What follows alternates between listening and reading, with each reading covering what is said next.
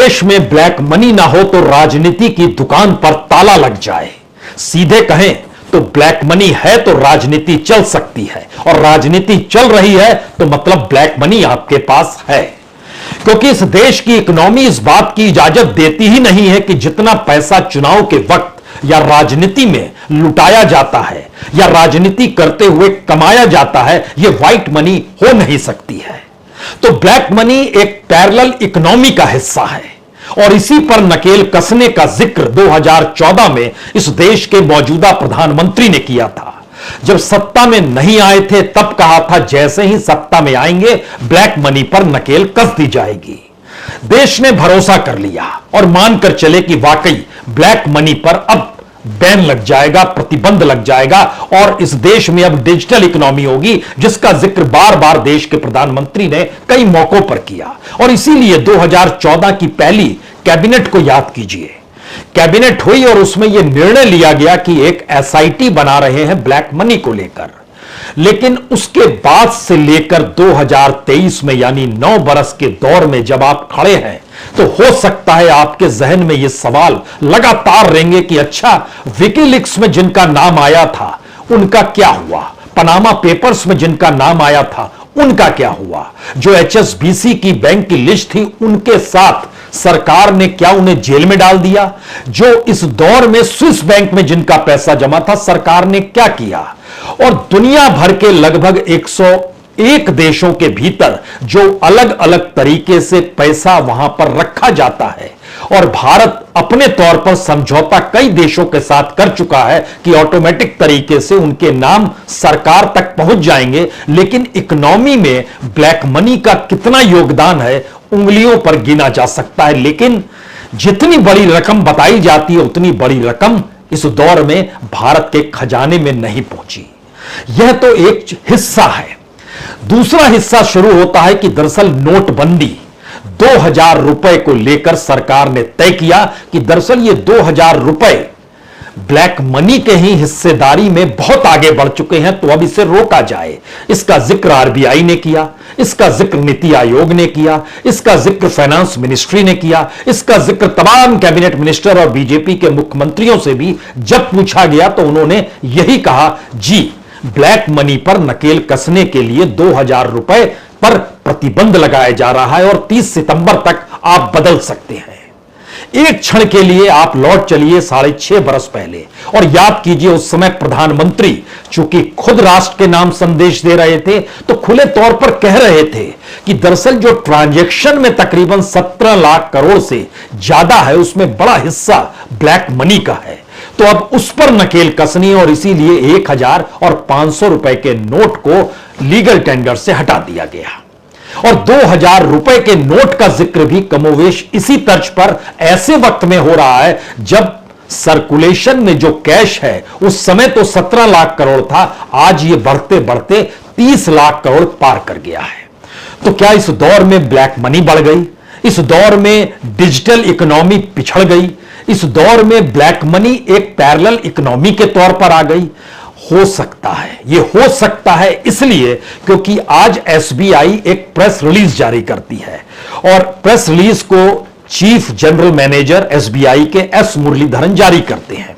उसमें यह लिखते हैं कि दरअसल अब किसी भी नोट को जो परिवर्तित करने के लिए कोई भी व्यक्ति जाएगा, XYZ कोई भी हो सकता है, अगर 2000 रुपए के नोट को लेकर इस देश के किसी भी बैंक में चला जाए, वहां पर ना तो उससे पूछा जाएगा तुम्हारा नाम क्या है, तुम्हारी पहचान क्या है, तुम्हारा खाता है या नहीं है, और तुम्हें कोई फॉर्म भी नहीं भरना है, सिर्फ नोट दीजिए और नोट लीजिए। यानी 500 रुपए, 100 रुपए, 50 रुपए, 20 रुपए, 10 रुपए जो है नोट आप ले लीजिए और एक वक्त में लेकिन आप 20,000 रुपए यानी 2-2000 के 10 रुपए 10 नोट आप चेंज कर सकते हैं। अब आप एक क्षण के लिए सोचना शुरू कीजिए, जब खुद आरबीआई जानकारी देती है इस देश के भीतर में 3,62,000 करोड़ की रकम सिर्फ 2000 नोटों में ही छुपी हुई है और नोटों की संख्या 181 करोड़ है। अब यहां से आप एक सिलसिला शुरू कीजिए। 23 मई से यह शुरू होगा, 23 मई से लेकर 30 सितंबर तक यह चलेगा, यानी तकरीबन अगर सैटरडे, सेकंड सैटरडे और फोर्थ सैटरडे को छुट्टी मान लीजिए, हर संडे को छुट्टी मान लीजिए और इस दौर की बैंक हॉलिडे भी जोड़ दीजिएगा तो तकरीबन 102 दिन का वक्त होगा इस 2000 रुपए को बदलने के लिए। और एक क्षण के लिए आप मान लीजिए कि अगर 50% हिस्सा ब्लैक मनी में छुपा हुआ, यानी 3,62,000 करोड़ में से तकरीबन 1,80,000 करोड़ रुपए मान लीजिए ब्लैक मनी के तौर पर इस देश में है, वो पैसा किसके पास है? जब वो अपने तौर पर एक्सचेंज करा सकता है और किसी को भी भेज सकता है, तो मजदूर इस देश में दिहाड़ी पर तो मिल जाएंगे। तो दिहाड़ी पर मजदूर को रखेगा और कहेगा कि आप एक दिन में 5 बैंक जाइए, 10-10 रुपए, 10-10 नोट लीजिए, 20-20 हजार हर जगह चेंज कीजिए, यानी एक दिन में आपको 1 लाख रुपए दूसरी करेंसी के लाकर देना है। इस देश में दिहाड़ी मजदूरों की कमी नहीं, उनको भी काम नहीं मिल पा रहा है क्योंकि हमारी इकोनॉमी ने मैन्युफैक्चरिंग सेक्टर में कोई काम नहीं किया, कंस्ट्रक्शन के क्षेत्र में कोई काम नहीं किया और अनऑर्गेनाइज सेक्टर को बर्बाद कर दिया था नोटबंदी, पहली नोटबंदी के बाद से ही। तो इस दूसरी नोटबंदी में अगर आप यह सोच रहे हैं कि रईसों के पास पैसा है जो ब्लैक मनी के तौर पर है, तो सरकार को उनसे जब्त करना चाहिए। जब्त नहीं कर पा रहे हैं तो उस नोट को आप खत्म कर रहे हैं, नोट खत्म कर रहे हैं कि जिससे आपकी जानकारी में आए यह नोट कहां छुपा हुआ है, और अगर जहां छुपा हुआ है तो उसका नाम पता सामने आना चाहिए। लेकिन सरकार की इसमें कोई रुचि नहीं है। सरकार की रुचि है कि यह जो 3,62,000 करोड़ जो 2000 रुपए नोट जो सर्कुलेशन में है, यह कम से कम वापस लौटाएं। तो आपके जहन में होगा इससे होगा क्या? इससे होगा यह कि सरकार को ही पता होगा कितने नोट वापस आ गए, पहला हिस्सा यह है। दूसरा हिस्सा, सरकार को यह पता ही नहीं होगा कि यह नोट कहां से निकल कर आए, क्योंकि 102 दिनों में अगर मान लीजिए कोई 5-5 बैंक को कवर कर रहा है तो वह जिस लिहाज से करेगा तो 102 दिन में किसी एक व्यक्ति के जरिए 1 करोड़ रुपया करेंसी में बदल सकता है। अगर कोई व्यक्ति, एक व्यक्ति हर दिन 5 बैंकों को लगातार घेर रहा है तो, क्योंकि आइडेंटिटी तो देनी नहीं है। वो व्यक्ति आज यहां है, कल वहां है, परसों वहां है, फिर कहीं और है, इसी तरह घूम रहा। और इस देश में दिहाड़ी मजदूरों की बल्ले बल्ले। लेकिन ब्लैक मनी किसके पास है यह पता नहीं चला। अब यहां पर यह सवाल आएगा कि जब इतनी बड़ी तादाद में है और मान लीजिए एक झटके में वाकई इस देश में दिहाड़ियों की नौकरी लग गई, तो 3.5 लाख दिहाड़ी मजदूर 5-5 बैंकों में हर दिन 100 दिनों तक घूमेंगे तो तकरीबन 3,50,000 करोड़ तो इस दौर में जो रकम है 2000 रुपए के नोट की, वह तो निकल जाएगी। लेकिन यह मुश्किल यही नहीं थमती है। असल सवाल यह है कि दरअसल अकाउंट में 2000 नोट कितने भी जमा कराए जा सकते हैं, लेकिन अपने अकाउंट में हमारा यहां अकाउंट है ये कोई नहीं बताएगा। तो आरबीआई के जरिए पहले, जिसको आरबीआई के chief general manager Yogesh Dayal ने प्रेस रिलीज जारी की थी, और उसके बाद अब एसबीआई की तरफ से जब यह कहा गया है तो एक चीज साफ हो गई। पहला निर्णय, ब्लैक मनी की जानकारी सरकार को नहीं चाहिए। ब्लैक मनी किनके पास है इसकी जानकारी नहीं चाहिए, सिर्फ यह चाहिए कि वो रुपया यहां पर वापस लौट आए। यहां पर हम आपको एक दूसरा पेच बतलाते हैं। इस दौर में भारत में जो काले धन को अस्थायी तौर पर रखने के लिए 2000 रुपए को ही माना गया, लेकिन इसके पैरेलल में एक सवाल और है। दुनिया के बाजार में इस दौर में भारत की इकोनॉमी बची हुई क्यों है? क्या आपने कभी सोचा है? बची इसलिए है ये इकोनॉमी क्योंकि इस दौर में रशिया और यूक्रेन में युद्ध चल रहा है। सिर्फ तेल के जरिए, यानी तेल जो हम दुनिया के बाजार से मंगाया करते थे, वह सिर्फ रशिया से सस्ती कीमत पर मंगाने लगे तो उससे भारत को जो लाभ हुआ है वह 35,000 करोड़ का हुआ है। शानदार चीज है, इसमें कोई दिक्कत नहीं होनी चाहिए। चलिए, युद्ध हो रहा है, हमें तो लाभ हुआ, हमारी इकोनॉमी संभल रही है। और यही बात का जिक्र देश के विदेश मंत्री दुनिया भर में घूम घूम कर, चाहे वो यूरोपीय यूनियन जाए, अमेरिका जाए, कहीं भी जाए, इसी बात का जिक्र कर रहे हैं। लेकिन सवाल तो 2000 के नोट का है। और भारत सरकार और रशिया के बीच जो फैसला हुआ जुलाई 2022 में कि हम रुपए में ट्रेड करेंगे, तो इस दौर में जो एससीओ की बैठक हुई, जो शंघाई सहयोग संगठन गोवा में 8 तारीख को हुआ पिछले दिनों, उसमें वहां के विदेश मंत्री सरगाई लावरोव जो थे, उन्होंने जानकारी दी कि दरअसल हमारे यहां रुपया बहुत भर गया है। जो रूस के जो बैंक है, भारतीय बैंकों में अरबों खरबों रुपया पड़ा हुआ है और हमारे लिए यह किसी उपयोग का नहीं है। और इस दौर में क्या भारत 500-500 रुपए के नोट दे रहा था या 2-2 हजार रुपए के नोट दे रहा था? और अगर दे रहा था तो कितनी बड़ी तादाद में दिया गया? यह जानकारी तो सरकार नहीं दी पाई और सरकार ने बताया भी नहीं, आरबीआई ने भी जानकारी नहीं दी। लेकिन जो रकम निकल कर आई उसमें वहां के विदेश मंत्री ने बहुत साफ तौर पर कहा कि तकरीबन $40 बिलियन के बराबर रुपया जो है हमारे पास पड़ा हुआ है और हमारे किसी उपयोग का नहीं है। अब इस रकम को अगर आप रुपए में कन्वर्ट कर देते हैं तो यह 3,31,622 करोड़ होगा। इतनी रकम रुपए के तौर पर रूस के भारतीय बैंकों में पड़ी हुई है, जिसका उपयोग रूस के लिए कुछ भी नहीं है। और यहां पर 2,000 रुपए के नोट जो थे वह 3,62,000 करोड़ के पूरे 2,000 की रकम पड़ी हुई है। एक क्षण के लिए आपके दिमाग में आएगा कि कहीं यह खेल नोटों के जरिए इस देश की इकोनॉमी को संभालने का तो नहीं है। यानी इस देश में अगर अलग से नोट छापते हैं तो उससे मुश्किल होगी, तो क्यों नहीं जो नोट रशिया के पास है अगर उसको आप मैनेज करना शुरू करते हैं तो आपके जहन में एक सवाल होगा, वो मैनेज भी हो गया, भारत को लाभ भी हो गया और अलग से नोट भी छाप के आपको नहीं देने पड़े। लेकिन इस दौर में नोट छपने शुरू हो गए हैं। आपकी जानकारी के लिए यह बता दें कि दरअसल जब सरकार ने यह तय किया है कि जो भी 20,000 रुपए लेकर आएगा उसको तुरंत बदल दिया जाए बिना नाम पहचान के, बिना किसी फॉर्म को भराए हुए। तो जो 4 जगहों पर नोट छपते हैं उसमें नासिक, देवास, मैसूर और सालबनी जो पश्चिम बंगाल का है, वहां के जो इलाके हैं, जानकारी अलग अलग जगहों से यहां से जो हमारी टीम ने कलेक्ट की, उसने बताया कि अब यहां पर बड़ी तादाद में नोट छापने की प्रक्रिया शुरू हो गई है। कल तक कुछ जगहों पर 16 घंटे काम होता था, कुछ जगहों पर 18 घंटे तक काम होता था। मसलन देवास में 18 घंटे काम होता था, लेकिन अब यहां पर नोट छापना 22 घंटे कर दिया गया है। संडे की छुट्टी खत्म कर दी गई है। 11-11 घंटे की ड्यूटी शुरू कर दी गई है। पहले कुछ जगहों पर 8 और 9 घंटे की ड्यूटी थी जो बढ़ाकर 11 घंटे कर दी गई है। 2 शिफ्ट लगती है। इन तमाम जगहों पर काम बहुत तेजी से हो गया है और इसके साथ ही जो करेंसी नई छप रही है ये तमाम बैंकों में भेजा जा रहा है और जहां पर 19 शहरों में जो आरबीआई की करेंसी इशू करने की जो जगह है वहां पर भी भेजा जा रहा है और शेड्यूल बैंक्स जो हैं लगभग 3,054 हैं, यहां पर भी भेजा जा रहा है कि लोगों को कोई दिक्कत ना हो, सिर्फ 2,000 रुपए के नोट आ जाए और इस देश में कोई अफरा तफरी ना मचे।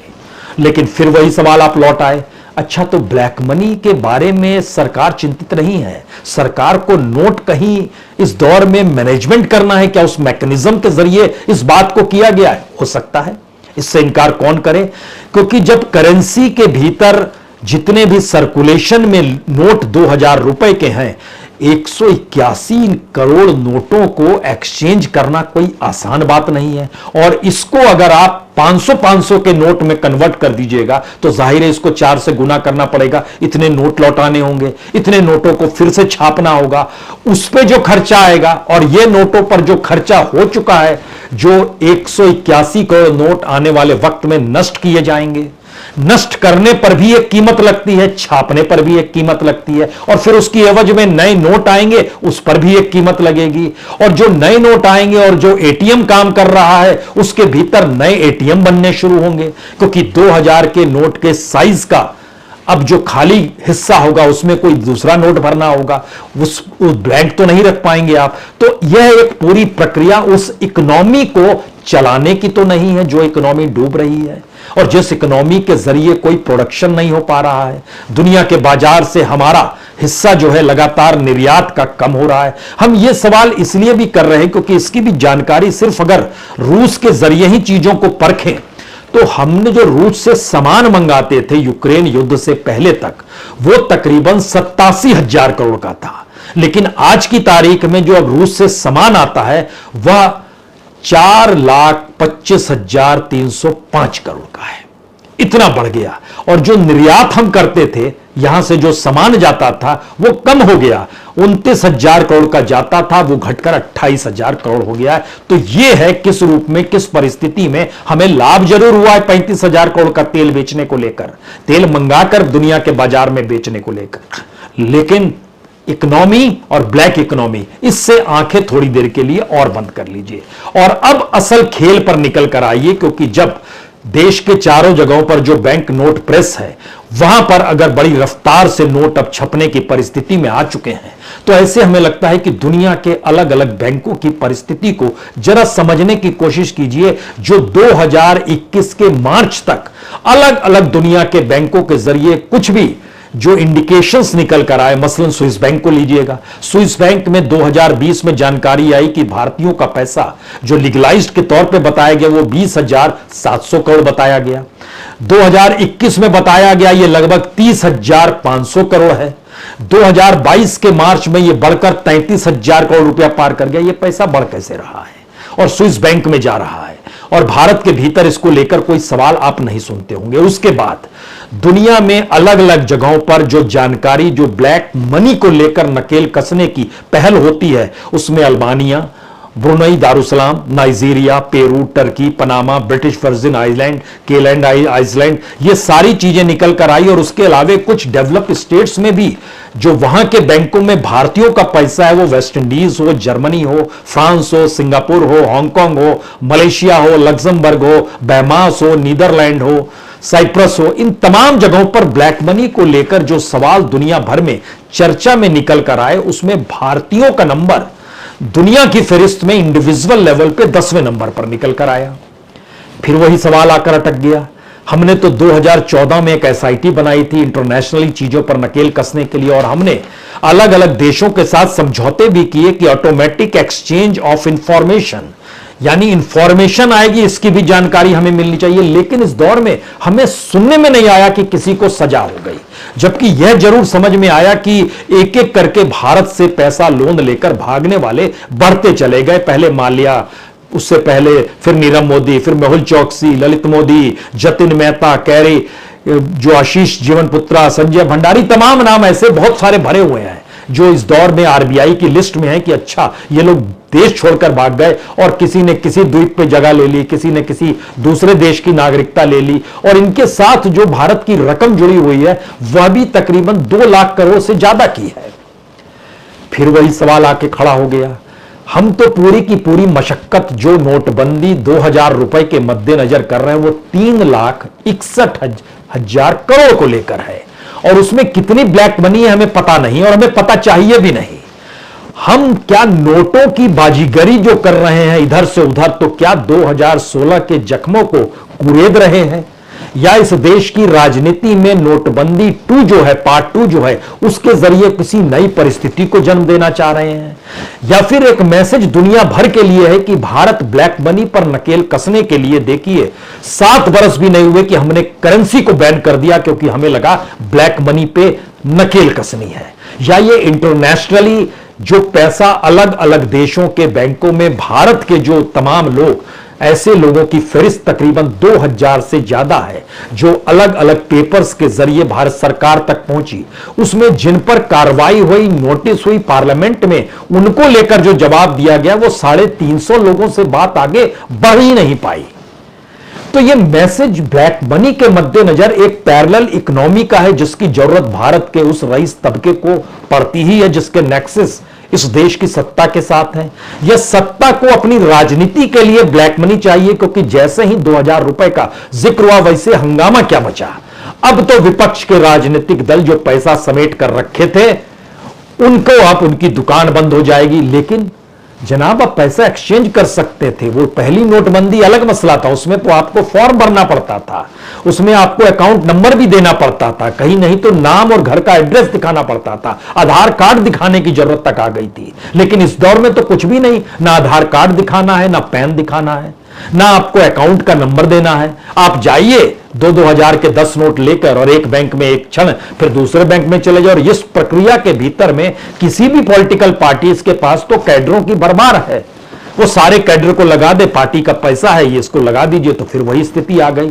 यानी भारत की राजनीति इस देश के भीतर में उस पैरेलल इकोनॉमी को और उस पैरेलल इकोनॉमी के जरिए इकोनॉमी को चलाने की दिशा में क्या आगे बढ़ना चाहती है, जहां पर उसके हाथ पांव इसलिए फूले हुए हैं कि उसकी अपनी इकोनॉमी हिंदुस्तान के किसी भी इकोनॉमिक ग्रोथ में शामिल नहीं हो पा रही है और समूचा ग्रोथ पॉलिटिकल लेवल पे चल रहा है, जहां पर राजनीति का ग्रोथ पैसे के जरिए बाखूबी हो रहा है।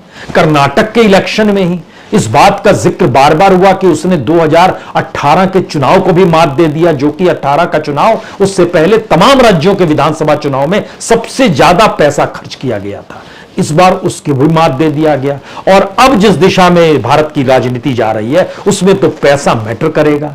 तो पैसे के जरिए पैसे को डेवलप करना और पैसे वालों के लिए करना, भारत की राजनीति शायद उस मुहाने पर आकर खड़ी हो गई है जहां पर ब्लैक मनी का जिक्र आप कर नहीं सकते हैं। और पैरेलल ब्लैक मनी हिंदुस्तान की इकोनॉमी के ठीक समानांतर खुलकर चलेगी। इसमें जिक्र ईडी और सीबीआई का मत कीजिएगा कि इसने कहां पर कितना जब्त कर लिया। हमारी टीम ने जब अध्ययन करना शुरू किया कि ईडी जब से सक्रिय हुई है या जब से मोदी सत्ता ने उसे ताकत दी है, उसने कितना पैसा इस देश के भीतर में जब्त किया है, जो कि इस शक्ल में हो कि उसको कैश के तौर पर बताया जा सके, अनमूवेबल नहीं, यानी मकान गाड़ी नहीं, कैश के तौर पर कितना हो। तो वह भी जानकारी मिली कि दरअसल वह कैश भी 50,000 करोड़ भी छूने की स्थिति में नहीं है।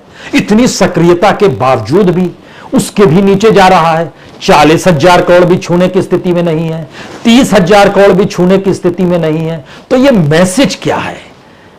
मैसेज बहुत साफ निकल कर आ रहा है कि सरकार शायद इस देश के भीतर में ब्लैक मनी को उस इकोनॉमी का हिस्सा बनाने की दिशा में बढ़ चुकी है, जहां पर उसकी रुचि ब्लैक मनी रखने वालों से नहीं है, बल्कि ट्रांजैक्शन जो पेपर करेंसी होती है उसकी तादाद बैंकों में कैसे बढ़े रहे और इकोनॉमी उसी लिहाज से चलनी शुरू हो जाए। क्या यह दृष्टि है? तो क्या यह एक पूरे फेक इकोनॉमी की दिशा में देश बढ़ चुका है? यह इसलिए सवाल है क्योंकि भारत के भीतर में जो कॉरपोरेट है उनका नेटवर्थ जब आप देखेंगे बढ़ता हुआ, तो आप एक सवाल जरूर करेंगे, कौन सा प्रोडक्ट ये बनाते हैं जिस प्रोडक्ट के जरिए भारत के भीतर उनका नेटवर्थ बढ़ जाता है, लेकिन भारत का ना तो एक्सपोर्ट बढ़ता है ना हिंदुस्तान के लोगों को कोई राहत उससे मिलती है।